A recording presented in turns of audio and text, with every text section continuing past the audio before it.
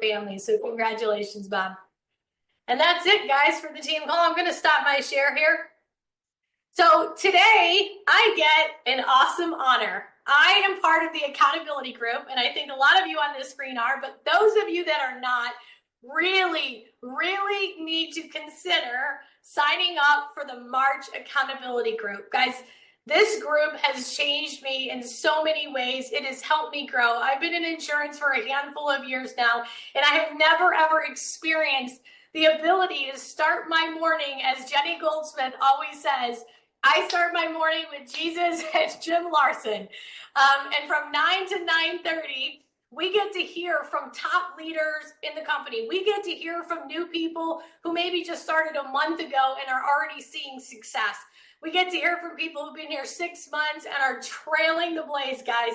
And on one of the accountability calls, I got to hear this woman speak, and she literally brought me like just chills at the story that she shared with us.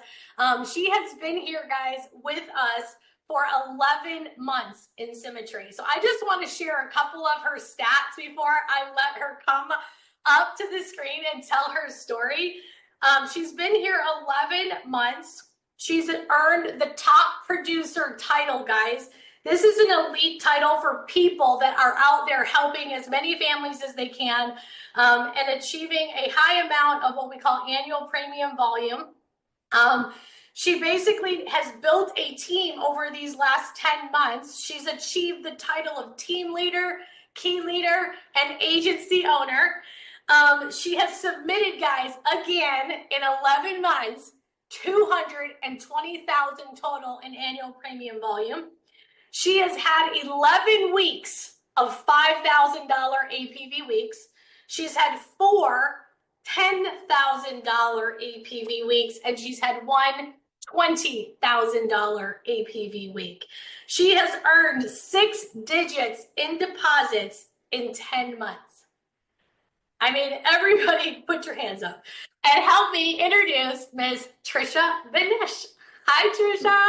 Hello, you guys. I mean, you just make that sound so wonderful. Because it is wonderful, girl. You I make know. us all proud. You make us so proud. So, and I can't wait to get you guys. I don't know Trisha really well. I'll be honest. I'm just getting to know her and create a relationship with her. But when I reached out to her, she didn't know who I was from Adam. But all I had to say was, hey, I'm part of the Schnitzer Agency. And I'm hosting a team call. And would you be willing to share that story that you shared with us on the accountability call? So let's start there, Trisha. Tell us like where you came from and what inspired you to get into this industry. Yeah, thank you. Thank you. And yes, I love the Schnitzer Agency. Love you guys. Love you guys. I don't know a ton of you yet, but I look forward to getting to know a lot more of you. So Trisha Benish, I am direct to the Reineckes, Jacob Pogue and Marshall Whalen. And, you know, it's kind of crazy how I ended up here. 4.5 years ago, Sarah Reinecke was my business coach. Okay. So I was let's go back a little bit further. So I was just retired last year from the Air Force. I was in the Air Force for 21 years. And during that time, I worked predominantly in medicine. So I'm an emergency medicine provider. I was. And 8 years ago, I found myself in network marketing, direct sales. Okay. So for forever, I thought I would, be in medicine. That's what my passion was. That's what I worked for years and years and years. And then I found myself in a direct sales network marketing company. And my life honestly was changed. I was like, I'm ready to leave medicine ASAP. This 9 to 5, it's not for me. I need something else, right? I need something bigger. The whole 9 to 5, it just didn't make sense to me. I was like, there has to be more to life than this. But I was in the Air Force, so I couldn't just leave, right? Obviously. And so I knew that I had 8 years until it was time for me to retire. I knew I was going to 20. And so during this 8-year time frame, my whole goal during this whole time was to be able to walk away from medicine once I did retire. And in network marketing, direct sales, you guys know that fluctuates, waxes and wanes. And it never really got me to where I was wanting to be, which was replace my income in medicine and walk away. And so when I retired, I did get another job in medicine, and in that time, it was like just kind of a temporary, because I was like, I got to figure something else out here because I don't want to be in medicine anymore. And Sarah had reached out to me a long time ago. Okay. Like I watched Sarah. She was my business coach. I had no idea what she was doing here at Symmetry. Not a clue. And she reached out to me and she's like, I think you'd be really good at this. Are you open to taking a look at it? And I was like, no, not at all. I am not open to taking a look at it. I was just, my blinders were on. I was like stuck on what I was doing, right?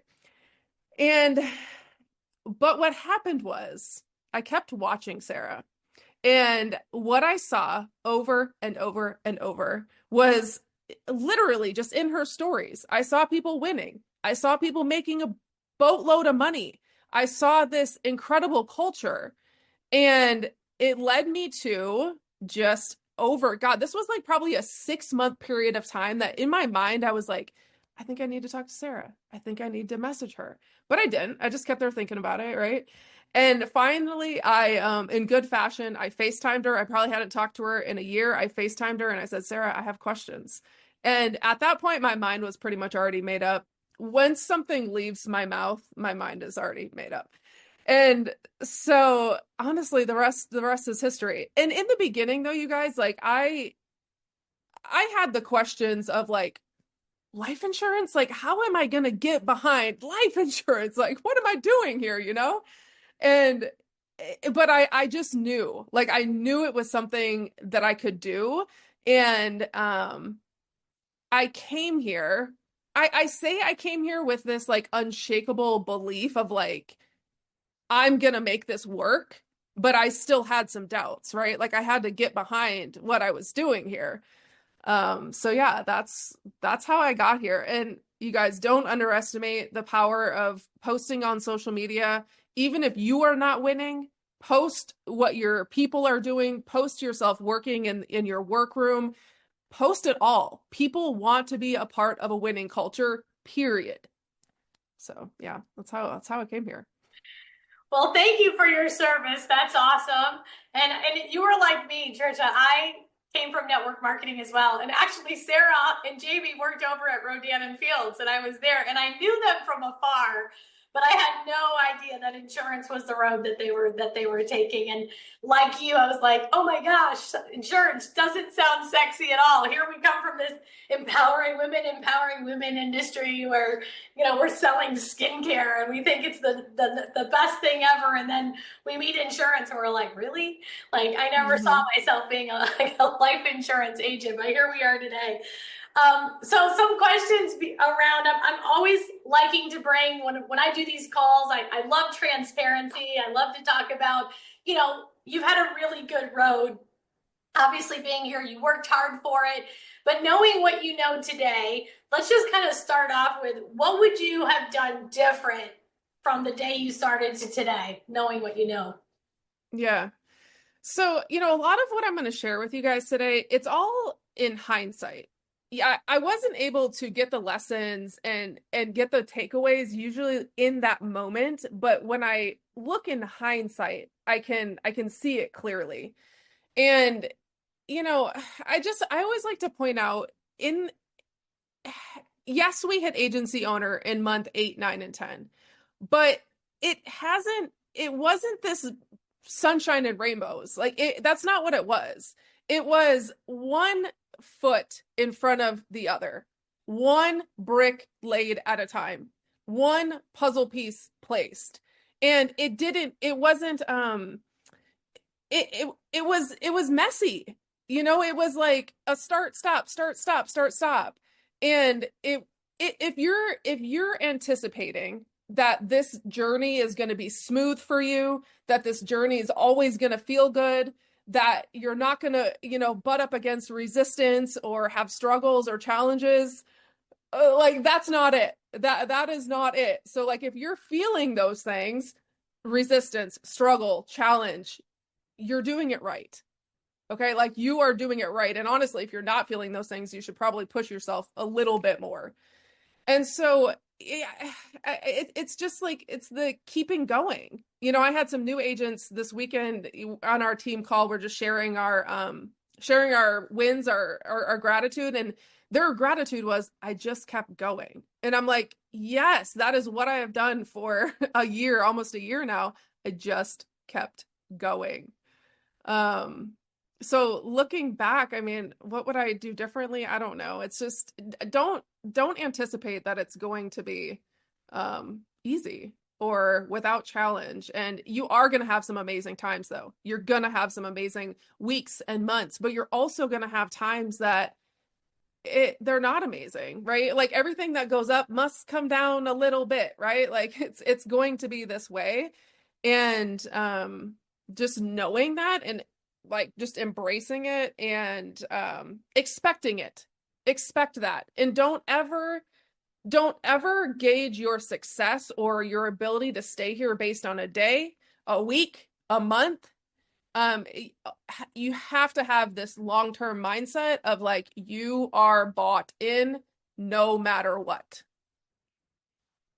Yeah. So true. I mean, I know that you could probably agree with me here, but you know, inside we know this is for us, but there are the days that I've always said that so many days throughout this business we have those ebbs and flows. And I think that was the best piece of advice I got from my mentors is Giovanna, like you said, have the expectation that not every day is going to be great, and that's okay. I mean, I literally called Venus this past weekend or Friday, and you know, we're celebrating here a great weekend I had, but what we might not see is Giovanna actually had a very bad week yesterday, a 0 week.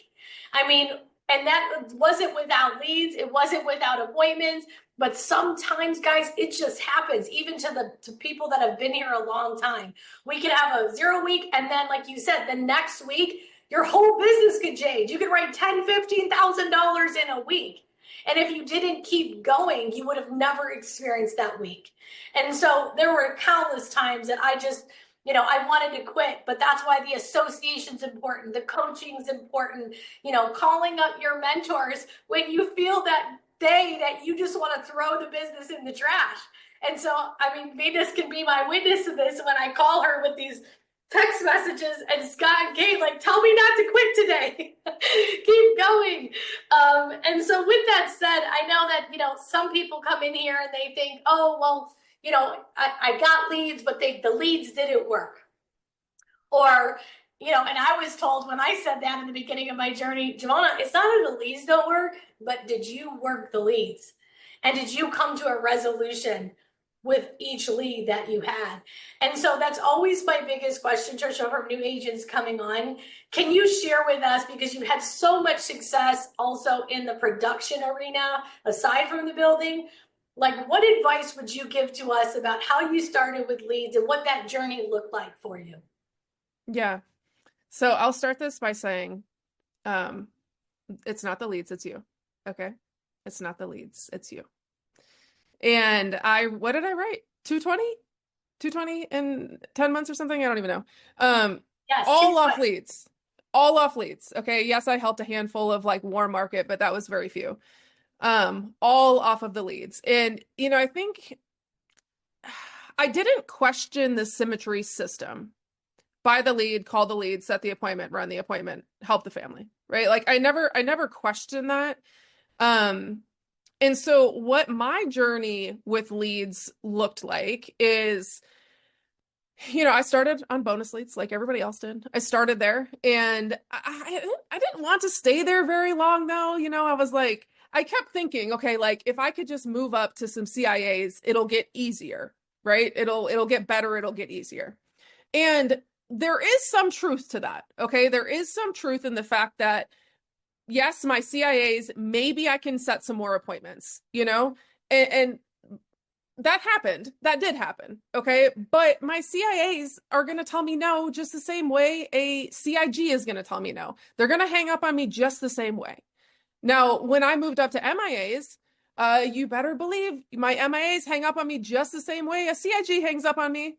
Okay. And that was a $60 lead. And that wasn't a 50-cent lead. And so what's so important to know is like your bonus lead journey like that is the learning curve. So like if you are newer and you're kind of thinking if I could just move up to those higher intent leads, you haven't adequately figured out how to handle objections appropriately. So like think of every single dial, every single session of underwriting, every single appointment you run, every app you submit. It's all currency. It all matters. It all makes a difference in your process of learning. And now another thing that I really want you to consider is so what it looked like for me. Let me just tell you. I worked bonus leads for 45 days and I had this urge to move up to CIA. And I said to myself, I was like, I don't know if I'm ready. I have no idea, but I'm about to figure it out. So I moved up to CIAs. You know, people still hung up on me. People still said, I don't know why I filled this out. You know, like they still said all the same things. They said, I'm not interested, but I kept going with it. And I made a lot of money with my CIAs. You know, you're going to have some people that are interested, some people that aren't. And the reason that I moved up to MIAs was this was probably right after conference. So it would have been like end of September that I moved up to MIAs. I came here to build an agency. Okay. I knew when I came here, like my goal was to build an agency because can I actually get a 1 in the chat? Did you come here for more money and more time? Is that why you came here? More money, more time? And can you put a 2 in the chat if you have more money and more time? Like, do you have your dream life, more money, more time right now? Or are you missing 1 or 2? Put a 3 in the chat if you're not there yet. More money, more time. Okay. So what happened for me was I came here to build an agency. And what I found was I was getting stuck in production. I was like producing nonstop.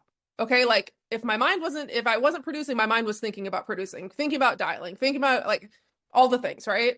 And I was like, hold on. I came here to build an agency and I'm not building an agency. What am I doing? And so I committed to myself. I'm like, Trisha, you have to get better at running appointments, closing appointments so that you can get some of your time back. Like you've got to get better at the whole process so you can get some of your time back so that you can build an agency. And so when I came back from conference, again, I said to myself, I don't know if you're good enough for MIAs yet. I don't know if you are, but you're going to go and you're going to figure it out. And so I upgraded to MIAs. Yes, they still tell me no. Yes, they still hang up on me, but they are higher intent, right? And so it's like I was willing to spend more money to get a little bit more of my time back.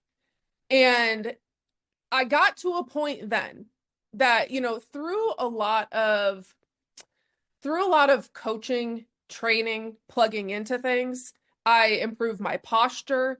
I asked better questions. And what ended up happening is that it's a spiral. So you close more, you get more confident. You close more, you get more confident. You close more, you get more confident, right? So it's this upward spiral, and confidence in your appointments, confidence, posture is so key, so key.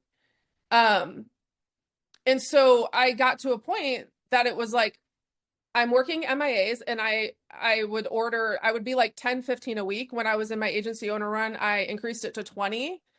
Do you know how many dials I was doing off of 10 to 20 MIA leads? 100. And I was having 10K weeks. Okay. So having the mindset of, I need to get better at this. I need to figure this out no matter what, because one, trying to make more money, right? I'm trying to do less work, make more money. You're like, can I get an amen? Less work, more money. And when you have to get better, right? Like, and you got to go up the spiral so that you can get that. That was kind of a roundabout answer on my thoughts on the leads. And I will tell you, I did go to, and you guys might love digital leads. For me, I went to digital leads for a hot minute because I saw a whole bunch of people winning, and digital leads were not for me.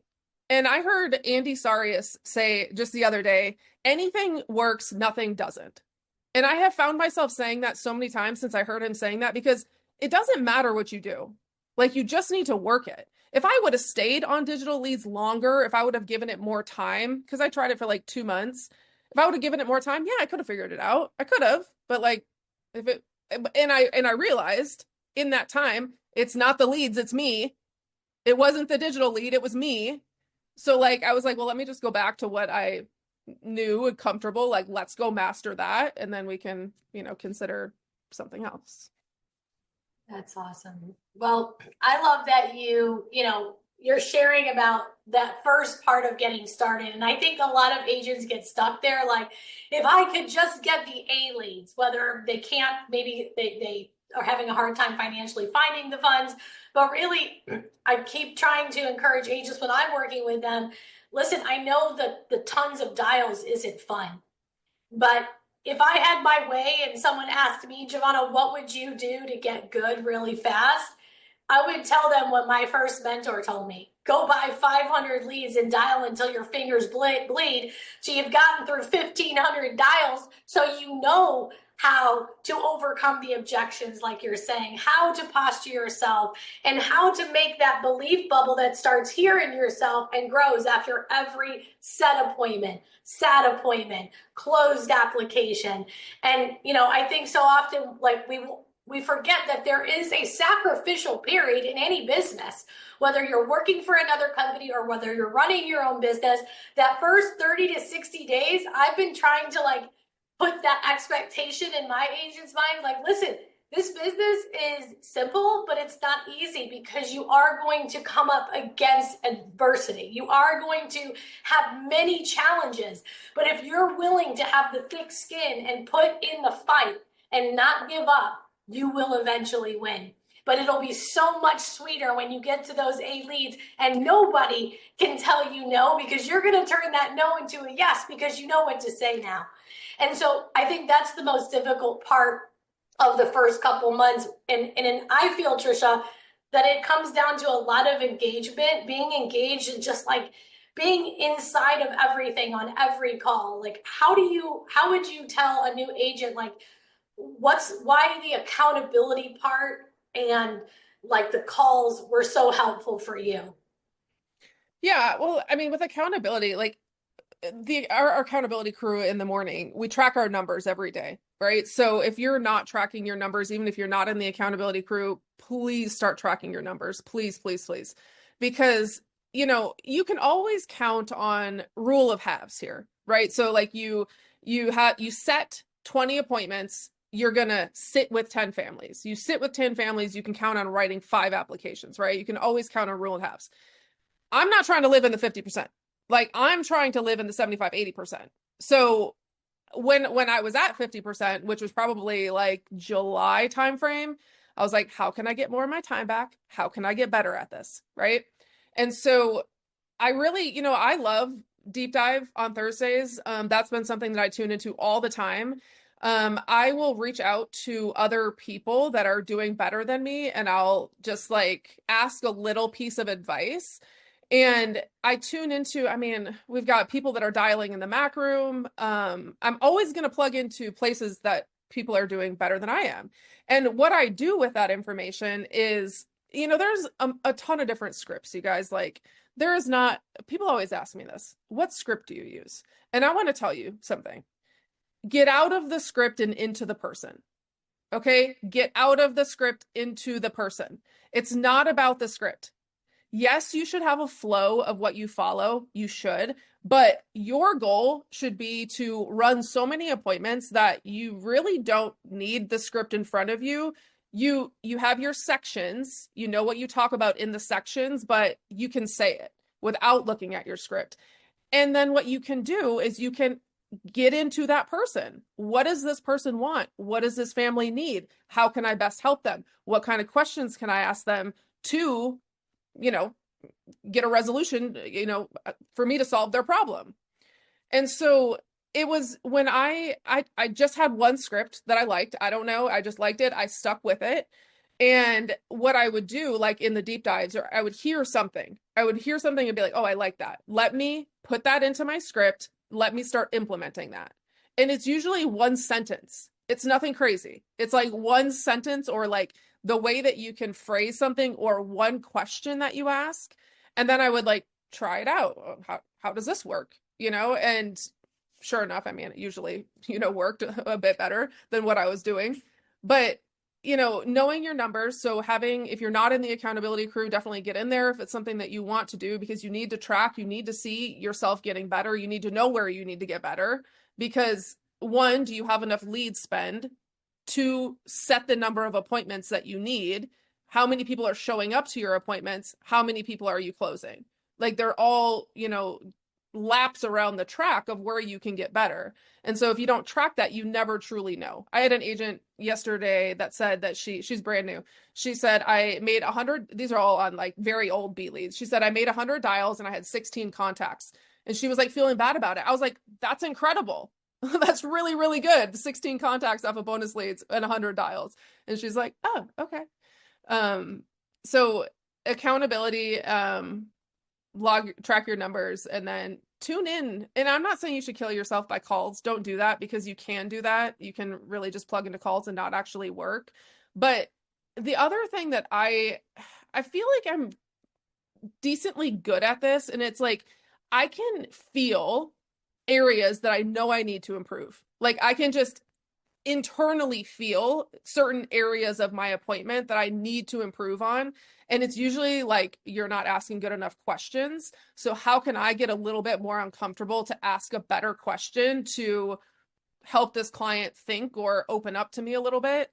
And so wherever you feel like that is, maybe you're not good at overcoming objections on your initial dial session, or maybe you're like getting the I need to think about it all the time. How can you set that up better so you don't get the I need to think about it at the end of the appointment?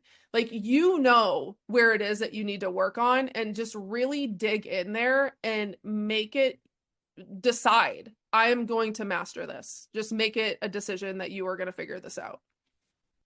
Yeah, accountability is such a big part of that. I remember when I first started, I would, I printed my leads out and I would just dial through the stack, but I wasn't tracking the numbers. And so I wasn't able to really see, well, okay, I contacted 20 people, but I made no appointments. So my tweak most likely needs to be in the script of my dialing. Or I'm sitting 10 appointments and closing only one. Now I know my issue or where I need to work on and correct is inside running an appointment. And so, I'm such a believer in not just the accountability groups, Trisha, but having even someone to be accountable to, because you kind of said it, like you always get advice or want to seek advice from somebody who's doing better than you. That's one thing that we're actually teaching my son right now. Like, you don't ever want to be the smartest person in the room.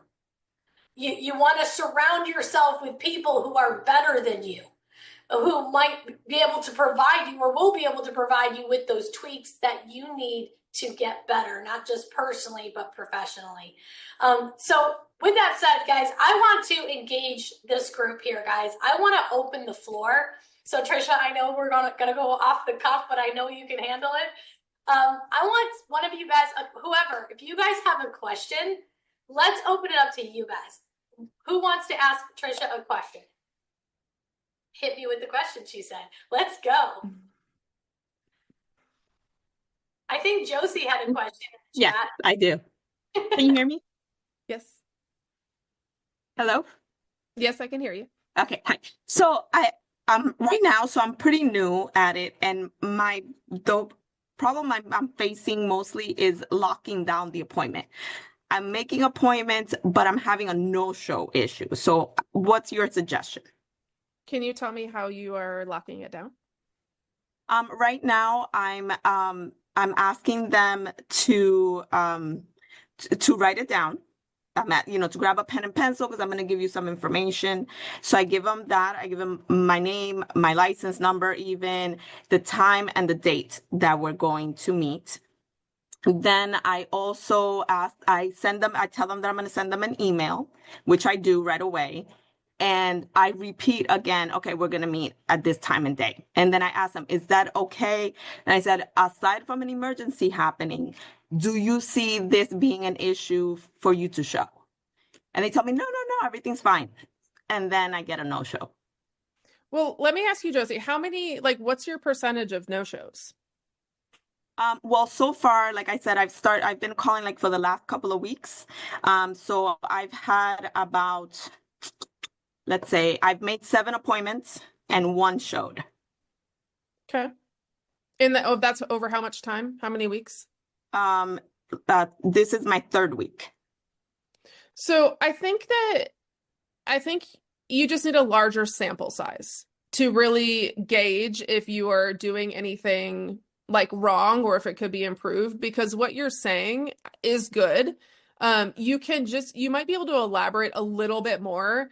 I've heard so many different things. Different little tie down things that you can use, and anything works, nothing doesn't, okay? And so if you just stick with one of them, like I've heard people say, are you sure that time is okay for you?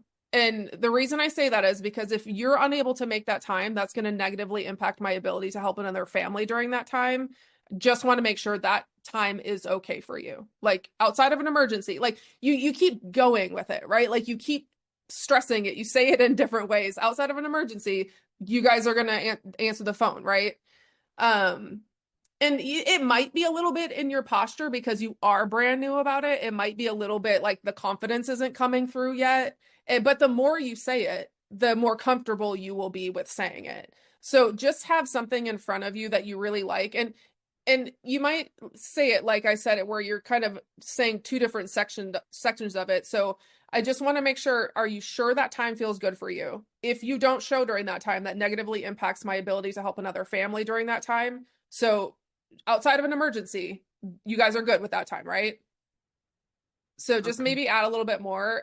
The more you say it, your confidence will come through a little bit more too. And I think you just don't have like a big enough sample size to like really say, if it's It's working not or not working. working quite yet. Okay, thank you. You're welcome. And I will tell you guys, so when I first started here 11 months ago, I followed the Chris Leak training. I don't know if you guys have heard of the Chris Leak training, but he recommends Zoom. Okay. So my first my first appointments I did via Zoom, and I quickly, as fast as I could, got away from Zoom. Okay. I remember asking people, like, are you guys using Zoom? No, phone. You? No, phone. I'm like, okay, I'm good with phone. Right. And so over the past couple months, like I've known in my gut that I need to go back to Zoom. And my mindset is quality over quantity. I want to connect with that family better. Again, I'm trying to make more money in less time. Okay. So I want to connect with that family better. And so I switched back to Zoom. Every single person has showed. And guess what? I closed every single one of them. So one, I think it improves the close or the show ratio, and for sure improves the close ratio. And there's pros and cons to Zoom. You have to be physically ready, right? Like you got to look like a professional on the Zoom. And it's, maybe there's kids running around, who knows, right? But if you can commit to that, I think it will make a big difference in your business.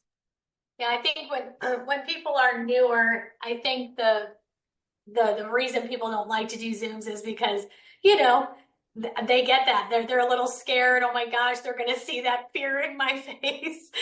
Or But they're gonna see you like reading your script on your screen.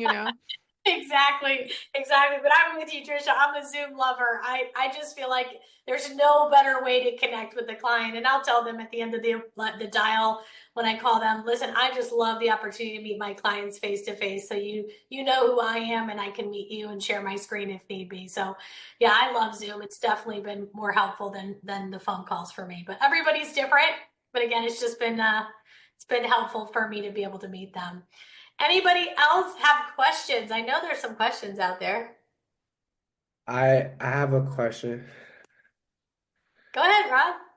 So when you do the Zoom calls, are you doing, I know this is kind of like in detail. Are you doing a presentation or are you having them like write things out? I do have the presentation, and the Chris Leak has PowerPoint presentations in his training that you can download. Most of the time I do. And I like it because you know how sometimes people try to give you like, well, why do you need that information? Like if I can pay the premiums, what does it matter? Why do you need my financial information? I like the PowerPoint because it really just like lays it out what they can expect. They're reading it on the screen right in front of them. I think it can like minimize that type of question, and it's just right there. Thank you. You're welcome. Awesome. Anyone else? We have time for maybe one or two more. Hey, I'm Tawana. Nice to meet you. You too. Hey, I have a question because you mentioned about the bonus leads. Could you explain that, like the lead process, like because you said bonus and you said other names for them?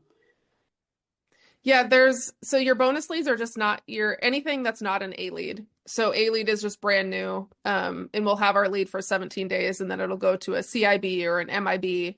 Of course, you guys have your own probably recommendations of what a new agent would start with. So of course, like reach back out to your mentor to see what you should start with. No right or wrong there, but Yeah, Tawana, you we'll should. talk. We'll talk when you come on board, Tawana. We'll go through all Okay. for sure. Okay, thank you. You're welcome. Anyone else? I Okay. had a quick, oh, sorry, am I interrupting someone else or? No, go ahead. Okay, cool. Well, I had a quick question. I haven't started yet. I'm still studying for the exam, like the pre-licensing course, but I did a job in college. I was a fundraiser for the university and we used to call alumni. And I was on like the Future 70s for a while. And this was a while ago. It was like 2000. So like it was people that graduated a long time ago and it was hard. But we learned how to overcome objections. We'd ask for like 100 and then 75 and then 25. And the supervisors told us like that overcoming objections, like they weren't saying no to giving. They were saying no to the first amount. But I'm curious, like with what kind of opportunities do we have to overcome objections? I don't know the script yet, and I like what you said about like not having a script. We were taught that too, to like be ourselves more. So You will have every opportunity to overcome objections. So yes, lots of practice there. When you're calling your lead, this is a phone number that they don't recognize. This is a person that they don't know who it is on the other end of the line. And their initial response is they're just saying something to get you off the phone, essentially is what they're trying to do. And so when you can, ask the right questions and kind of get them talking more, you have a better opportunity to actually set the appointment. And yeah, you'll have so many opportunities for overcoming objections. And with the script, I think in the beginning it's good to follow one, but as soon as you're able, you make it you. Like you don't have to follow it any longer. Like you're saying it how you would normally say it because you're right. Like you don't want to come off as scripted and you just want to sound more conversational. oh, good. Okay, so like once I do the calls, like I'll get a feel for it, and then I'll get Yeah. Nice. Sarah has a question in the comments. I think it's a good one. She said, you referenced getting more time multiple times. And can I speak to how my schedule changed? Yes, absolutely. So I'd say like conference was a really pivotal moment. And I had conversations with a couple people. One of them, Tristan Strickland, you guys probably know Tristan, I'm assuming. He just sat down by me one day and just said, hey, what can I help you with? And we just kind of started talking. And he said, Trisha, I would really recommend getting your producing done on Saturday, Monday, and Tuesday. And so when I came home and I switched to 8 leads, because remember, I was producing like nonstop. Like, that's all I was doing. If I wasn't dialing, I was thinking about dialing. And by the way, just like watch how much time you're wasting in your day. Like you could probably get done, what you're allowing 6 hours, you could probably get done in 1 to 2 hours if you really wanted to. So just watch how much time you're wasting. But when I came home, I moved to MIA leads. So now I'm like making only 100 dials in a week versus, maybe 300. You guys, I've never been like this huge dialer, and the phone has, for the first probably, 4 or 5 months, the phone felt like a 50-pound brick. Like seriously, I was never a quick dialer. I'm never one that you're going to see like knocking out 100 dials in an hour. Like that is not me. I don't operate that way. Like it's always been, I'm just like, when I tell you it's like one foot in front of the other, it's truly just been like, okay, one more dial. Let me not get up from my desk and try to procrastinate, right? One more dial. And so when I came back, I moved to MIAs and I really structured my week that I was producing on Monday, Tuesday, or Saturday, Monday, and Tuesday. And I would run the majority of my appointments there. And The best thing that you can do for yourself, I don't care if you're new or if you're a veteran here, sit with 10 families a week. Make it your goal as quick as possible to sit with 10 families a week. It's going to take a little bit of time if you're brand new. It's going to take a little bit of time, but make that your goal.